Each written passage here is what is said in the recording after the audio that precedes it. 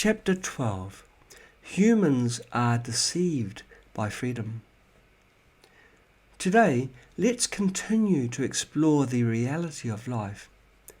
First, let's talk about the conventional understanding of freedom.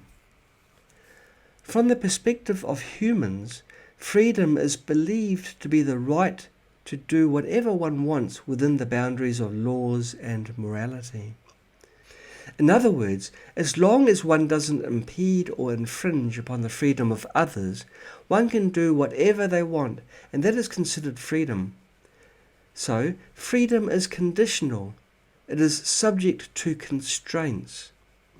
The condition for freedom is that individuals must restrain themselves, not violate laws or morality, that is, not impede or infringe upon the freedom of others. When a person exercises their legal and ethical right to freedom, if they face interference, constraints, control, compulsion, or even force by others, then their freedom is impeded, violated, or deprived by other individuals or groups.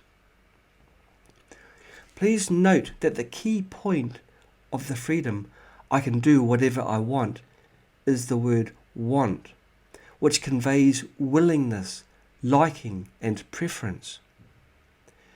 When a person is driven by their karmic habit and compelled by their karmic force, that is, compelled by the pervasive suffering or pain, in order to alleviate these suffering, they generate the thought of wanting to do something.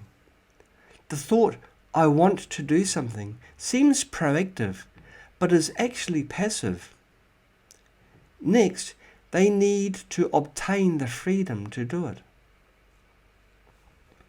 When a person has the freedom to do whatever they want, the next step is to obtain the conditions to achieve that freedom, which include having sufficient wealth and various supporting factors, as well as being free from interference, constraints, control, or infringement by others. If they fail to obtain the conditions necessary to achieve freedom, then their pervasive suffering and pain will persist, and they can only endure them. When a person has obtained the conditions to achieve freedom, their willingness to do something varies. Willingness can be categorized into stages of interest, hobby, obsession, and addiction. If a person's willingness to do something is at the stage of interest, then the pervasive suffering and the suffering of not getting what one wants that they experience are not intense, and they can still restrain themselves. If their willingness has increased to the stage of hobby or obsession, transitioning from a sense of compulsion to a sense of agitation, then the pervasive suffering and the suffering of not getting what one wants that they experience becomes very intense. At this stage, if they have the conditions to achieve that freedom, they will find it hard to restrain themselves. They may often disregard the feelings of their family, friends, or colleagues and do whatever they want, or even infringe upon the freedom of others.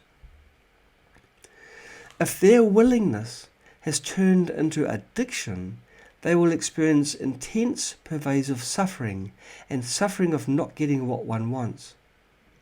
At this stage, if they have the conditions to achieve that freedom, they will find it hard to restrain themselves. They will become consumed by madness and harbour intense resentment when their desires are not satisfied, or even resort to physically harming others, stealing or robbing others' possessions. This aligns with the saying, better to die than to live without freedom. The choices made by humans based on their willingness and preferences are actually driven by karmic habits and compelled by karmic force. That is, in essence, the pursuit of freedom is to temporarily alleviate pervasive suffering and pain. In summary, Humans desire freedom and the conditions to achieve it because they experience pervasive suffering and pain. To temporarily alleviate these suffering, they have to follow their karmic habits to do what they want. Most people are ignorant. They desire freedom and the conditions to achieve it, but in reality, they are deceived by freedom. When humans freely do what they want, their karma is repetitively habituated, therefore reinforcing their karmic habit of wanting to do something. As the karmic habit strengthens and attachment grows, the pervasive suffering and pain intensify. Consequently, humans tend to do what they want more frequently in order to temporarily alleviate the pervasive suffering and pain. This creates a vicious cycle. As a result, humans' pervasive suffering and pain become more and more severe, leading to even stronger greed and avarice. The most terrifying thing is that this situation tends to worsen over time, leading humanity to fall into the abyss and become trapped like devils, unable to free themselves. Let's take smoking as an example. A person who never smokes doesn't have the karmic habit of craving smoking. They can freely choose to smoke or not without pervasive suffering.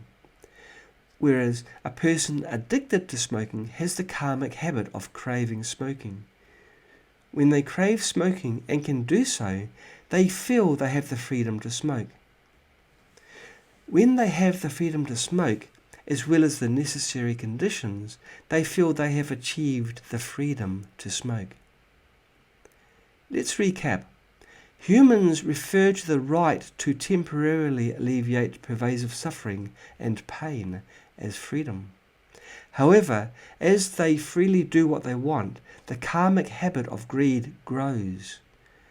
Since there are too many things humans desire to do, as the karmic habits of various desires grow, the objective conditions to achieve freedom become more and more difficult. The pursuit of freedom will inevitably impact or infringe upon the freedom of others. Therefore, the freedom of humans will be subject to more and more constraints or control and may not be allowed. As a result, humans will eventually lose freedom in the pursuit of freedom. This is an inevitable result. In reality, the freedom that humans pursue is not true freedom. True freedom is inner freedom. Inner freedom means one can choose to do or not do something without pervasive suffering, pain, or the suffering of change, happiness, without the notion of being free or not. This state is called inner freedom. So how can we attain inner freedom? Let's continue using smoking as an example. When a person with a smoking addiction starts to quit smoking, they still have the tendency of craving smoking, but rationally they want to quit smoking, and behaviorally they restrain themselves from smoking. During this process, they may experience the pervasive suffering, the suffering of not getting what one wants, and the suffering of separation from what one loves. However, as long as the method is right and one perseveres, their smoking addiction will gradually weaken, and the pervasive suffering, the suffering of not getting what one wants, and the suffering of separation from what one loves will also diminish. After this person has completely quit smoking, they no longer have the tendency of craving smoking, and thus they are free from the pervasive suffering, the suffering of not getting what one wants, and the suffering of separation from what one loves. They no longer need the so-called freedom. They have regained inner freedom. Therefore, to attain inner freedom, we must completely eliminate the pervasive suffering and pain. To achieve this, we must use the right methods to weaken karmic force and reduce karmic habits, rather than blindly following the karmic habits in order to temporarily alleviate the pervasive suffering and pain. This is the biggest misconception for most people. If they blindly follow their karmic habits to achieve temporary freedom, the result is an increase in those habits and the growth of attachment, creating a vicious cycle and eventually losing freedom.